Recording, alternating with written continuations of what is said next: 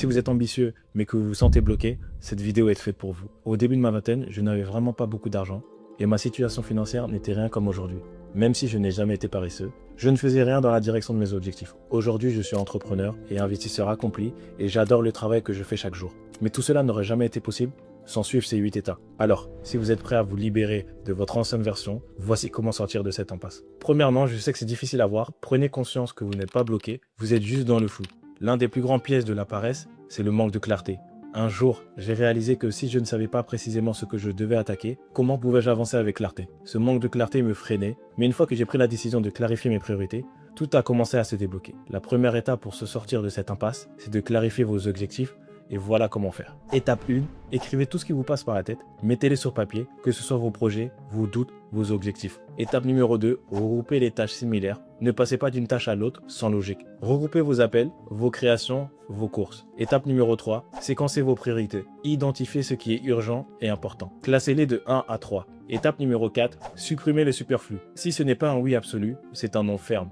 Le deuxième point, c'est de mettre à jour votre identité. Quand vos habitudes deviennent votre identité, vous n'y pensez même plus. J'ai compris très tôt qu'il fallait devenir celui qui fait. Pour avancer dans mes projets, j'ai dû incarner la personne que je voulais être avant même d'avoir les résultats. Si vous voulez être un investisseur immobilier performant, commencez par incarner l'investisseur. Soyez celui qui prend des décisions, celui qui agit, celui qui gère ses finances et ses projets avec discipline. N'attendez pas de posséder ce que vous voulez pour devenir celui que vous devez être. Il faut que vous soyez cette personne dès maintenant. Vous ne serez pas seulement celui qui a du succès, vous serez celui qui incarne la réussite. Autre point qui est aussi très important, il faut changer d'environnement. L'environnement dans lequel vous évoluez joue un rôle primordial dans votre succès. Vous ne pouvez pas vous attendre à changer si vous restez dans le même environnement, avec les mêmes personnes, les mêmes habitudes. Le changement d'environnement est souvent la solution pour sortir de l'impasse. Il existe 3 types d'environnement: physique, relationnel et interne. L'environnement physique, créez un espace de travail propre et organisé. Débarrassez-vous des distractions et mettez en place un système qui soutient vos objectifs. L'environnement relationnel, entourez-vous des personnes ambitieuses, de mentors,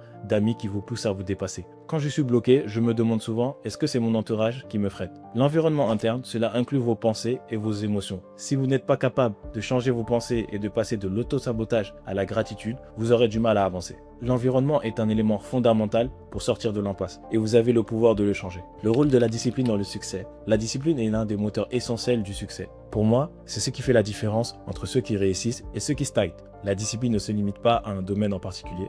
Elle touche tous les aspects de la vie, dans la gestion de vos finances, dans votre travail et dans vos investissements. Dans mon parcours, j'ai compris que si je voulais des résultats à long terme, il fallait mettre en place des habitudes régulières et ne jamais dévier de mon objectif. La discipline, c'est ce qui permet de garder le cap, même quand les choses ne sont pas faciles ou lorsque la motivation commence à affaiblir. Ce n'est pas question de faire des choses extraordinaires, mais de faire ce qui doit être fait de manière constante et sans relâche. Le 5e point pour moi, c'est de créer de l'élan avec des victoires faciles. L'élan est la clé du succès. Une fois que vous commencez à avancer, tout devient plus facile. L'important, c'est de démarrer. Pensez à vos projets, à vos objectifs dans l'immobilier ou dans l'entrepreneuriat. Le plus difficile, c'est de passer à l'action. Une fois que vous êtes en mouvement, l'énergie vient d'elle-même. Créez une routine de petites victoires chaque jour, faites un pas vers votre objectif. Ne vous laissez pas décourager par les échecs ou les petites erreurs. Ce sont des étapes d'apprentissage. Maintenez votre momentum, même si cela nécessite de faire des ajustements réguliers. Le point numéro 6, c'est la recherche d'opportunités. L'une des clés de mon succès a été toujours de rechercher des opportunités et de saisir celles qui correspondent à mes objectifs. Le marché de l'immobilier est en constante évolution, il est essentiel de rester à l'affût des nouvelles tendances, des lieux, des investissements potentiels